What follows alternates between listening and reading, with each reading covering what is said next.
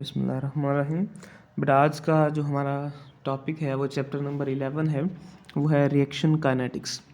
Reaction kinetics क्या है? Reaction kinetics हमारे पास केमिस्ट्री की वो शाख है जिस शाख के अंदर हम रेट ऑफ रिएक्शन को स्टडी करते हैं और उसके ऊपर वो तमाम फैक्टर स्टडी करते हैं जिसको इफ़ेक्ट करते हैं। इस केमिस्ट्री की शाख को, इस स्टडी को रिएक्शन काइनेटिक्स कहते हैं। तो पेपर में शॉर्ट क्वेश्चन पूछा जा सकता है कि व्हाट इज़ रिएक्शन काइनेटिक्स। तो हम डेफिनेशन लिखेंगे, the branch of chemistry which deals with the rate of chemical reactions and the factors that affects the rate of reactions is called reaction kinetics। इस reaction kinetics में एक और short question है कि what is rate of reaction. तो rate of reaction क्या है कि हमारे पास एक रेशो है ये, जिसमें हमारे पास हम ये कह सकते हैं कि change in concentration with respect to time is called as rate of reaction। The change in concentration of a reactant or a product per unit time is called rate of reaction। तो हमारे पास rate of reaction को अगर सादा से अल्फाज में explain करना हो तो हम ये देखते हैं कि हमारे पास एक ख़ास टाइम से दूसरे टाइम तक कितनी कंसंट्रेशन चेंज हुई है, उसे हम कहते हैं चेंज इन कंसंट्रेशन। और उस चेंज इन कंसंट्रेशन के चेंज होने में जितना टाइम लगा उस टाइम से अगर हम इसको डिवाइड करते हैं तो ये निकल जाता है रेट ऑफ रिएक्शन। तो हमारे पास इस चीज़ को सादा से अल्फाज में अगर बयान किया जाए तो यह है delta C divide by delta T. मतलब delta C change in concentration और इस कंसंट्रेशन के लिए जितना टाइम लगा वो होगा डेल्टा टी। इसके बाद अगर हम इसे एक्सप्लेन करना चाहें तो हमारे पास इसके एक्सप्लेनेशन के लिए हमने एक जर्नल रिएक्शन जो है वो स्टडी किया है, वो है ए कन्वर्टेड इनटू बी। ए कन्वर्टेड इनटू बी, ए रिएक्टेंट, बी प्रोडक्ट। इसका अगर हम रेट लिखें तो हमारे पास आता है D x divided by D t. इसमें ऊपर हम देखेंगे इस जगह पे हमने बात की है डेल्टा की और यहाँ पे हमने बात की है डी की। अब दोनों में फ़र्क क्या है? हमारे पास यहाँ पे जो चेंज इन कंसंट्रेशन है वो हमारे पास ज़्यादा होती है, लेकिन जब हम डी की बात करते हैं ये होती है स्मॉल चेंज इन कंसंट्रेशन। और ये हमारे पास बहुत ही शॉर्ट टाइम के लिए जो चीज़ें होती हैं उनके लिए लिखते हैं। अब हमारे पास ये तो बात हो गई कि रेट ऑफ रिएक्शन है वो D x over d T के है। और अब हमारे पास जो डेफिनेशन है उस डेफिनेशन में हमने कहा था ये कंसंट्रेशन की भी हो सकती है, और सॉरी रिएक्टेंट्स की भी कंसंट्रेशन हो सकती है, प्रोडक्ट की भी कंसंट्रेशन हो सकती है। मतलब रेट ऑफ रिएक्शन हम रिएक्टेंट की कंसंट्रेशन से भी मालूम कर सकते हैं, प्रोडक्ट की कंसंट्रेशन से भी मालूम कर सकते हैं। तो फिर हम ये दोनों के लिए कैसे निकालेंगे? तो अगर हम रिएक्टेंट्स के लिए निकालना चाहते हैं तो हमारे पास रिएक्टेंट्स के लिए हमारे पास फार्मूला होगा rate of reaction is equal to minus d A over d x. इसमें माइनस का साइन ये शो करता है कि concentration of A reactants decrease हो रही है, लिहाजा ये नेगेटिव है। और इसमें डी जो है वो स्मॉल चेंज इन कंसंट्रेशन है और स्क्वायर ब्रैकेट्स के अंदर ए जो है वो कंसंट्रेशन ऑफ ए को जो है वो हमारे पास शो करता है। इसी तरह से अगर हम निकालना चाहते हैं rate of reaction for concentration of product से तो हमारे पास आएगा plus d B over d t. इसमें जो प्लस का साइन है वो ये बताता है कि concentration of product with the passage of time increase हो रहा है। इसके अलावा प्लस और माइनस के यहाँ पे इसे ही सिर्फ अलामतें हैं, उसके अलावा हमें इससे कोई और इन्फॉर्मेशन जो है वो नहीं मिलती। इसके बाद अगर हम बात करें, इसको हम ग्राफिकली एक्सप्लेन करना चाहें तो ग्राफिकल एक्सप्लेनेशन कुछ इस तरह से है कि वही रिएक्शन जिसे हमने पीछे देखा कि हमारे पास रिएक्टेंट ए जो है वो कन्वर्ट हो रहा है बी के अंदर। जब हमारे पास इनके लिए हमने ग्राफ बनाया तो ग्राफ में हमारे पास एक्स एक्सिस के ऊपर टाइम है, वाई एक्सिस के ऊपर कंसंट्रेशन है। जब time t is equal to zero है, अभी रिएक्शन स्टार्ट नहीं हुआ, तो हमारे पास जो ये रिएक्टेंट्स हैं इनकी कंसंट्रेशन मैक्सिमम है। जैसे जैसे वक्त गुजरता गया रिएक्टेंट्स कम होते गए और हमारे पास क्या होता गया, वो प्रोडक्ट में कन्वर्ट होते गए। यहाँ पे स्टार्ट के अंदर रिएक्टेंट की कंसंट्रेशन ज़्यादा है, रेट ऑफ रिएक्शन ज़्यादा है। जैसे जैसे वक्त गुजरता गया कंसंट्रेशन ऑफ रिएक्टेंट्स कम होते गए, रेट ऑफ रिएक्शन कम होता गया। अब अगर हम प्रोडक्ट के लिए देखें तो वो सेम चीज़ है कि हमारे पास जब time t is equal to zero था, प्रोडक्ट की कंसंट्रेशन ज़ीरो थी, और जैसे जैसे वक्त स्टार्ट में था तो हमारे पास कंसंट्रेशन ऑफ रिएक्टेंट ज़्यादा थी, लिहाजा रेट ऑफ रिएक्शन ज़्यादा था, प्रोडक्ट फास्टली बन रहा था। जैसे जैसे वक्त गुजरता गया रिएक्टेंट की कंसंट्रेशन कम होती गई तो प्रोडक्ट की कंसंट्रेशन भी उसी हिसाब से कम बनती गई। तो इस तरह से हमारे पास हम रेट ऑफ रिएक्शंस को क्या कर सकते हैं, एक्सप्लेन कर सकते हैं। तो इस तरह से हमारे पास हम रेट ऑफ रिएक्शंस को एक्सप्लेन कर लेते हैं। अब इसमें हमारे पास एक शॉर्ट क्वेश्चन है, वो है rate of reaction is ever changing parameter.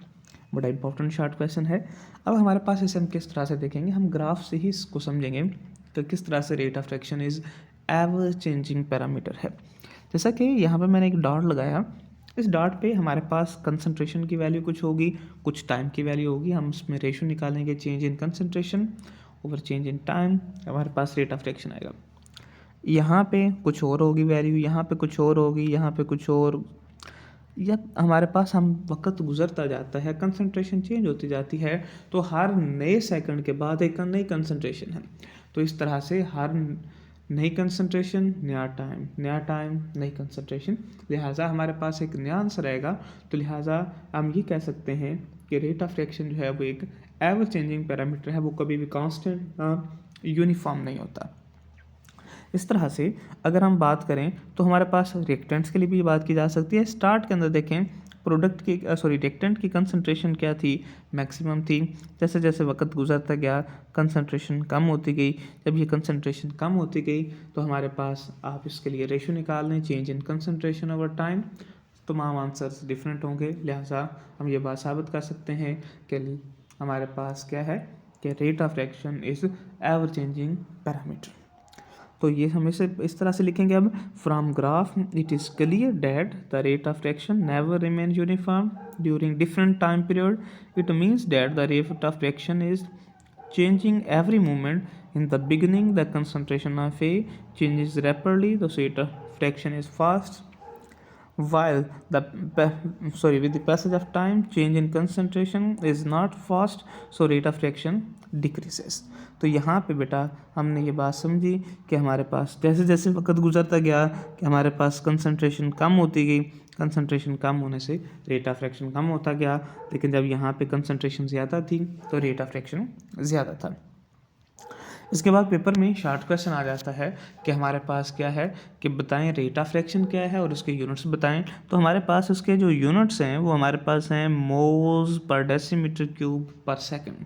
अब ये मोल्स पर डेसीमीटर क्यूब पर सेकंड हमने कैसे निकाले, इसके लिए हम यहाँ पे आते हैं। यहाँ पे देखिएगा, यहाँ पे हमारे पास रेट ऑफ रिएक्शन किस चीज़ के इक्वल है, वो है change in concentration over time. और चेंज इन कंसंट्रेशन जो है इसका हमारे पास यूनिट जो है वो क्या होता है, वो हमारे पास होता है मोल्स पर डेसीमीटर क्यूब, और उसको टाइम से जब हम डिवाइड करेंगे तो बन जाएगा मोल पर डेसीमीटर क्यूब पर सेकंड। तो हमारे पास यहाँ पे ये यूनिट बन गया मोल्स पर डेसीमीटर क्यूब पर सेकंड। लेकिन अगर गैस की शक्ल में हो तो गैस की शक्ल में रिएक्टेंट्स की कंसंट्रेशन तो नहीं हम बता सकते, तो इसलिए फिर हम क्या करते हैं, वहाँ पे कंसंट्रेशन की जगह पे क्या आता है प्रेशर, और हमारे पास प्रेशर के यूनिट हैं एटमॉस्फेयर, और यहाँ पे इसका यूनिट्स क्या बनते हैं एटमॉस्फेयर पर सेकंड। इसके बाद नेक्स्ट हमारे पास एक और शॉर्ट क्वेश्चन है, वो है हमारे पास एवरेज रेट ऑफ रिएक्शन और instantaneous rate of reaction. Instantaneous rate of reaction क्या है कि हम इस ग्राफ के अंदर ये कर्व प्रेजेंट है, एक रिएक्टेंट के लिए कर्व है और एक प्रोडक्ट के लिए कर्व है। इसमें हमारे पास इस कर्व के ऊपर अगर मैं यहाँ पे क्या करता हूँ, कंसंट्रेशन जितनी भी है उसको टाइम से डिवाइड करता हूँ, तो एक हमारे पास क्या आएगा, एक रेट ऑफ रिएक्शन आएगा। इस रेट ऑफ रिएक्शन को जो मैंने किसी भी इंस्टेंट पे जो है वो निकाला, इसे कहते हैं इंस्टेंटेनियस रेट ऑफ रिएक्शन। इसी तरह से यहाँ पे एक रेट निकाला, ये भी इंस्टेंटेनियस रेट ऑफ रिएक्शन। यहाँ पे यहाँ पे यहाँ पे मैंने किसी भी पॉइंट के ऊपर हमने क्या किया, वहाँ पे जितना भी कंसंट्रेशन थी टाइम से डिवाइड कर दिया, इंस्टेंटेनियस रेट ऑफ रिएक्शन निकला है। तो इस तरह से हम इंस्टेंटेनियस रेट ऑफ रिएक्शन को किस तरह से डिफाइन कर सकते हैं। तो इंस्टेंटेनियस रेट ऑफ रिएक्शन की डेफिनेशन पढ़ते हैं। The rate of reaction at any instant of time during the course of reaction is called instantaneous rate of reaction. और ये स्टार्ट के अंदर जो है वो ज़्यादा होता है, लेकिन जैसे जैसे वक्त गुजरता जाता है इंस्टेंटेनियस रेट बेचारा कम होता जाता है। इसके बाद जो दूसरी डेफिनेशन है वो हमारे पास आती है एवरेज रेट ऑफ रिएक्शन। अब एवरेज रेट ऑफ रिएक्शन क्या है, मैंने यहाँ पे एक निकाला, ये इंस्टेंटेनियस रेट ऑफ रिएक्शन है। ये कोई इंस्टेंट था, यहाँ पे मैंने रेट ऑफ रिएक्शन निकाला, ये इंस्टेंटेनियस रेट ऑफ रिएक्शन है। फिर मैंने यहाँ पे जो है वो कोई रैंडमली जो है वो क्या किया, एक पॉइंट लिया और इस पॉइंट के ऊपर मैंने क्या किया, इंस्टेंटली हमारे पास रेट ऑफ रिएक्शन निकाला, ये 2 इंस्टेंट आ गए। इन 2 इंस्टेंट के दरमियान जो रेट ऑफ रिएक्शन होगा वो क्या कहलाएगा, एवरेज रेट ऑफ रिएक्शन है। इसी तरह से हम हमारे पास जरूरी नहीं कि यहाँ पे लेंगे, हम यहाँ पे भी ले सकते हैं। हमारे पास कोई से 2 इंटरवल्स जो हैं उनके दरमियान जो रेट ऑफ रिएक्शन होगा वो वो एवरेज रेट ऑफ रिएक्शन कहलाएगा। 2 पॉइंट्स के दरमियान जो है वो हमारे पास रेट ऑफ रिएक्शन एवरेज, और किसी इंस्टेंट के ऊपर जो रेट ऑफ रिएक्शन है वो इंस्टेंटेनियस रेट ऑफ रिएक्शन है। अब पेपर में शॉर्ट क्वेश्चन आता है कि हमारे पास इन दोनों को कंपेयर करें, कि हमारे पास इन दोनों का कंपैरिजन क्या है।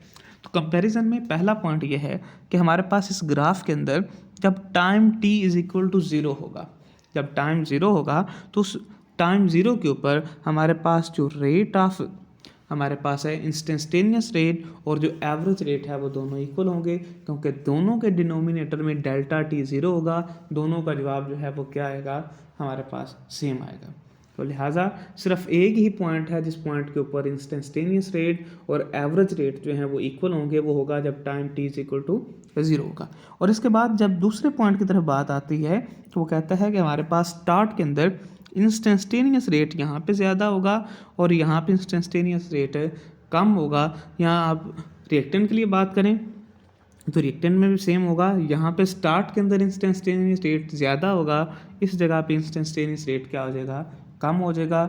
लेकिन इसके उल्ट जब हम बात करेंगे एवरेज रेट की, तो एवरेज रेट जो है इस जगह पे स्टार्ट के अंदर जो है वो क्या होगा, कम होगा, लेकिन एंड के ऊपर एवरेज रेट जो है वो क्या हो जाएगा, ज़्यादा हो जाएगा। तो इस तरह से हमारे पास इन दोनों में ये क्या है, कंपैरिजन है। इसके बाद एक और शॉर्ट क्वेश्चन है, वो है लॉ ऑफ मास एक्शन।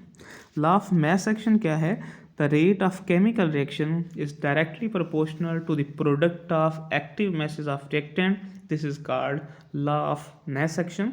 ये लॉ ऑफ मास एक्शन को हम अगर यहाँ पे एक्सप्लेन करना चाहें तो इसके लिए हमने एक रिएक्शन लिखा A + B converted into C + D, और हमारे पास उसके लिए हमने रेट इक्वेशन लिखी, और इस रेट इक्वेशन में हमारे पास जो रेट ऑफ रिएक्शन था वो किस चीज़ के इक्वल था, rate of reaction is equal to K into A की पावर A इंटू B की पावर B, और इसमें K जो है वो प्रोपोर्शनैलिटी कांस्टेंट है।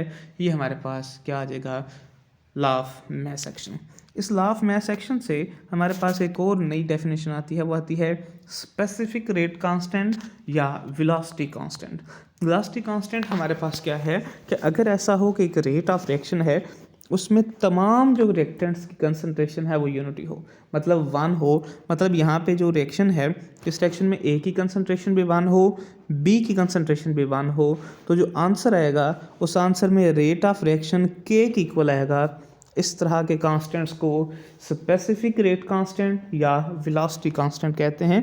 डेफिनेशन देखते हैं, the rate of reaction when the concentration of reactants are unity is called specific rate constant or velocity constant। इसमें हमारे पास हमने दोबारा रेट इक्वेशन लिखी ऊपर इस इक्वेशन को इस्तेमाल करते हुए, और इसमें हमने सपोज किया कि A की कंसंट्रेशन इक्वल है B की कंसंट्रेशन के, और B की कंसंट्रेशन क्या है 1 मोल पर डेसीमीटर क्यूब। जब हमारे पास A और B की कंसंट्रेशन 1 पुट करेंगे और उनकी पावर A और B लेंगे तो हमारे पास वो आ जाएगा 1, और हमारे पास इस तरह से हमारे पास ये सारी वैल्यूज़ जो हैं A और B की यहाँ पे वैल्यू जब 1 पुट करेंगे तो हमारे पास क्या आंसर आएगा, rate of reaction is equal to K, क्योंकि K को 1 के साथ मल्टीप्लाई करेंगे आंसर सेम आता है। तो ये हमारे पास एक और शॉर्ट क्वेश्चन है, what is specific rate constant और वेलोसिटी कांस्टेंट। तो यहाँ तक जो है वो आज का लेक्चर था। उम्मीद करते हैं आपको ये बात समझ आई होगी। अल्लाह हाफिज़।